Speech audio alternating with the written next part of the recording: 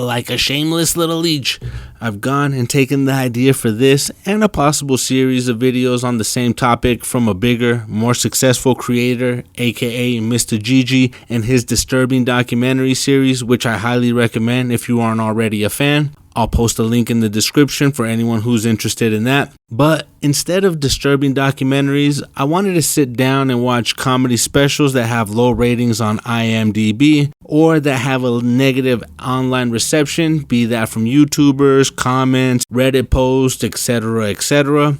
I wanted to give these specials an honest chance before I started to form an opinion, especially based off the words of somebody else. As someone who was once a victim of groupthink, blindly disliking something with zero time invested just to regurgitate a belief that I didn't believe myself. So yeah, personal growth or something. I try not to do that anymore, and I think others should give it a chance. It might broaden your horizons. Or don't. What do I care? Wake up every day and be the best hater that you can be. Kiss my ass! I'm the biggest hater! It costs nothing to be kind.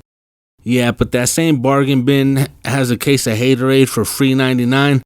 Plus, if comedians can't take a joke and criticism, deactivate already. Speech is free, snowflakes. You feel me? Gator never been about that. Never been about playing no shit. Alright, but let me chill. Sweetie, I'm sorry. It's okay. Let's watch these stand-ups instead. First on the list is going to be Luis J. Gomez and his 2025 special, You're Making This Worse. I became aware of this special after coming across a video by a YouTuber, Lion Meows, alleging Gomez had his video removed over a negative review. Gomez does comment on this specific video, denying the claim, but with no proof to sway me either way. I'll leave that beef between the two of them. I'll link the video in case you guys want to go ahead and be nosy. Aside from the allegations, the video does provide thoughts on the stand-up, all of them negative, even saying it became so disturbing that they had to shut it off. So with these implications and critique in hand, it's time for me to go ahead and research the stand-up for myself. After sitting through the 50-minute special, let's get straight to the point. No, this isn't the worst special I've ever come across, but it's not making the top of the list either. Gomez starts by calling his crowd poor. To get here tonight, I took an Uber Black, which is like the high-end, expensive Uber. You know, I know you guys are all probably poor. You had me at hello, coincidentally looking like Rodrigo Tidwell. An Uber joke, not the most original, but How's Africa really captures how unnatural Uber conversations can be at times. And I think he should have built on this, but instead he transitions to the next joke in a rush. I love eating pushing through topics at lightning speed like if he has an Uber waiting for him or something. And this rush delivery, it ends up being a feeling that I get more than once while I'm watching his set.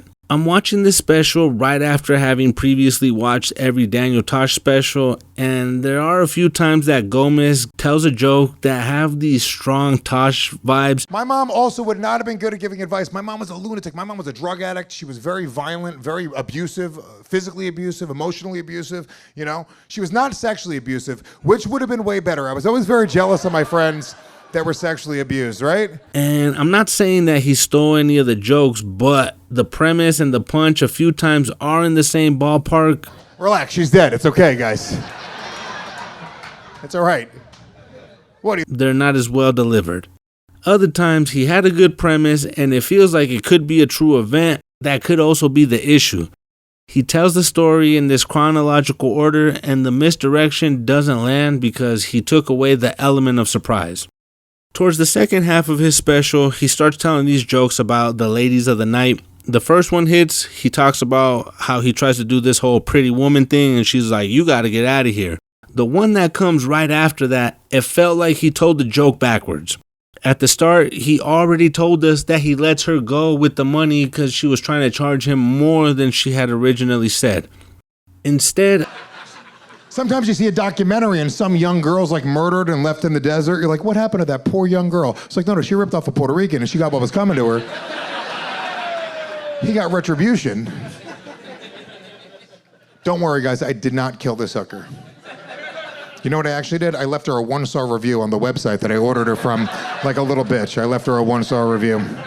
I grew up in the 90s. The only way to leave a hooker a 1-star review in the 90s was to burn it into her with a wire hanger. It's how they came up with the name Yelp. He moves on. He has a joke about skiing. I thought this one was a really good premise. It could have been tightened up just a bit. The whole black and Latino hitting the slopes part, that got me good, I'm not gonna lie. The Mountain Dew commercial, that was some good filler. And the joke should have ended where he fell off of the lift. But just like the Uber joke, he had a good point to end on and he dragged it on for a little bit longer than needed. And speaking of, going back to the cunnilingus joke at the start, when he mentioned the C for cancer, I feel like that joke should have hit, but there was something about it that just didn't click. I vividly remember the lady from the commercial.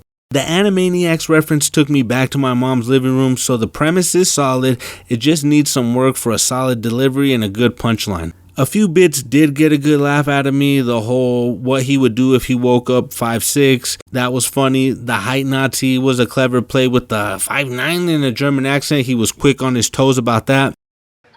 What do you say, miss? I'm 5'7", so probably 5'9". 5'9". This bitch is the height Nazi. Holy shit. You should have said, he must be 5'9". The whole bit with Angelo from the crowd, while it was a bit handsy in my opinion, it illustrated perfectly the speed at which men bond, especially over the most crude, juvenile, and sure, if you will, homophobic, borderline homoerotic jokes and gestures. This isn't a new concept by any stretch of the imagination, but doing this on stage with a stranger, that was smart, and it proved his point about men, and it set it up perfectly calling the woman on stage right after that, and that got a good laugh out of me too. The follow-up about doing this to 200 men around the country was hilarious, and for a second, going back to Angelo, Louis J could have made fun of this guy for cheap laughs. Instead, he made Angelo a part of the joke, all while risking a case in a room full of witnesses. So that was a real bro move in my opinion. I mean, unless public opinion begins to label me an accomplice for SA for not getting offended, in which case I would like to apologize in advance, and this was actually the most horrific 60 seconds I've ever witnessed in my entire life. Everybody said something bad about me. Nobody said nothing good. They was describing Lucifer. I'm not Lucifer. I'm a man. I make mistakes, but I'm not a devil. And by no means am I a monster. And what a turn of events. Would you look at that? A few minutes later, he goes and takes a shot at Chris D'Elia and that whole situation. So we should be back on the left side of history, right? She was a teenager, and we call that a D'Elia in the business. And that's the first special of the series. It's not the worst, nor the best stand-up I've ever seen, but that's not really a bad thing. There is room to improve, but the concepts are there, and it had a couple of strong points as well. I'll definitely be following up with his stuff just to see how it compares. The next special that we have was rated the worst stand-up of all time. There's videos talking about how bad it is. There's always comments constantly using it as an insult towards other comedians when they don't like their specials. And if you were guessing, oh, he's talking about Gringo Papi.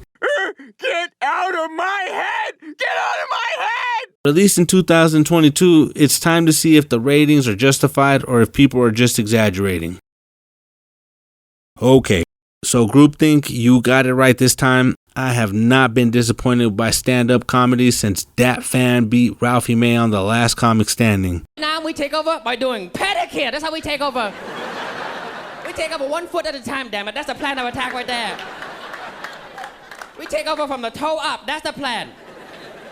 We spread over USA like fungus from the toe. USA, $5. Make it holler. Love you long time, GA. A waste of 25 minutes for real. Moving on.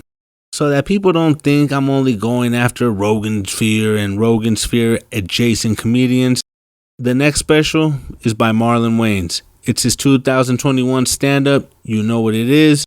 It has an IMDb rating of 4.1, so let's see what it is. Man, oh man, this was way worse than anything I could have expected. I knew Marlon was always bouncing off the walls, so I already had an expectation for silly, over-exaggerated act-outs, but I didn't expect to sit here straight-faced the whole entire special. From an opening about Audi belly buttons that lasts way too long. I am so scared of niggas with Audi belly buttons. He starts talking about his kids, their sexual identities and sexual activity.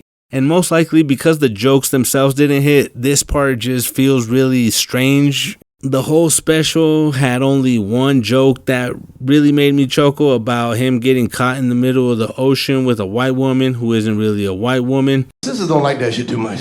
That's why we be lying. Niggas be like, oh, she wasn't white. She was mixed. Yeah, she was Swedish and Irish and German, but she wasn't white. He has a couple of callbacks to that. He talks about the phone calls from his brothers. But the rest of the special, it really didn't do anything for me. I guess it needed a Keenan Ivory writing credit in order to be any good. Message. This really goes to show being funny in movies or TV does not mean you can get on a stage and just be one of the greats. And finally, to wrap it up, 2020's The Planet is Burning by Ilana Glazer. I guess for every MAGA Roseanne bar, the world provides an Ilana Glazer, just to remind us how aggravating both extremes really are. I'm also guessing this is where Shab got some of his exaggerated mannerisms from. And listen, it's not like I'm like, so famous. With goofy faces, voices, and act outs that the crowd just seems to love, it really goes to show there is an audience out there for everyone. With more claps and cheers versus actual laughter, and at one point awkwardly requesting applause, trying to disguise it as a free choice. Thank you. You do what you want with your hands, you know, no pressure. It's just whatever you want. Cool. No pressure, I'm not waiting, you know, I'm just not desperate for your approval. But, saying if she was a drink, she'd be 1 part gay, 2 parts straight, called a Gina Tondick. Or like at a different bar with a different vibe, a both sexes on the beach. I have one more. Okay, instead of a martini, a muff-peeny. Ugh, there's a whole nother 40 minutes of this pandemonium. I'm not an orange, I'm a pumpkin. Pumpkin? Don't you mean plumpkin? You're huge! After some more, I'm not gay but I should be, while jumping all over the place and using silly voices and jokes about her husband being a straight cis male. Ugh. Which I find funny, but not in a humorous way, more like funny because if this was a guy saying, "Take my wife, please," the claps and cheers would turn to complaints and social media posts.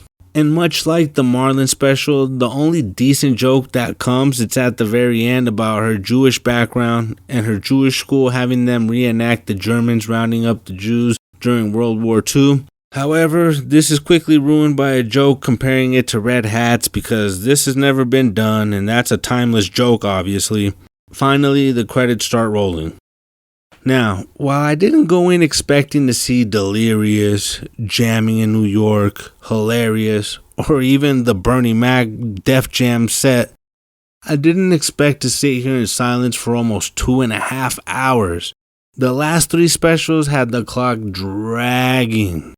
It felt like an eternity, and worse, they were all similar as far as the whole delivery, the voices, and act outs that weren't adding anything to the jokes. Louis J. didn't have me falling out of my chair by any means, but he had some decent jokes. He had me laughing, and I could stomach the special for the most part. From best to worst, it goes Louis, then Marlon and Ilana are dead even, flip a coin and take your pick. And Shab, as you expected, is at the 4th spot. The biggest issue for me with Shab's special was the laugh track, knowing good and well nobody in their right mind was losing it. Huevos rancheros. Carne asada. Pico de gallo. And my favorite, chili. Second, this isn't Comedy Central Presents. If we're going to call it a special, at least do a full 30 minutes. And last and most obvious reason was the lack of structured jokes. Saying words in a silly way with no build-up, story, misdirection, play on words, hell, even a cheesy pun at the least, puts this on par with saying the word fart or butt crack to a child And yeah, we get it, the special was shot in Texas, but give those people some credit. Hey, Patrick, what am I now? Stupid? No, I'm Texas. What's the difference? And to the people of Texas, I would like to formally apologize. I didn't do this stuff. This is not me. I'm fighting for my life. Y'all killing me with this. The few times he had any type of structure were just linear facts or premises that have been beaten to death by now. To Marlon and Ilana's credit, they understand what joke structure consists of.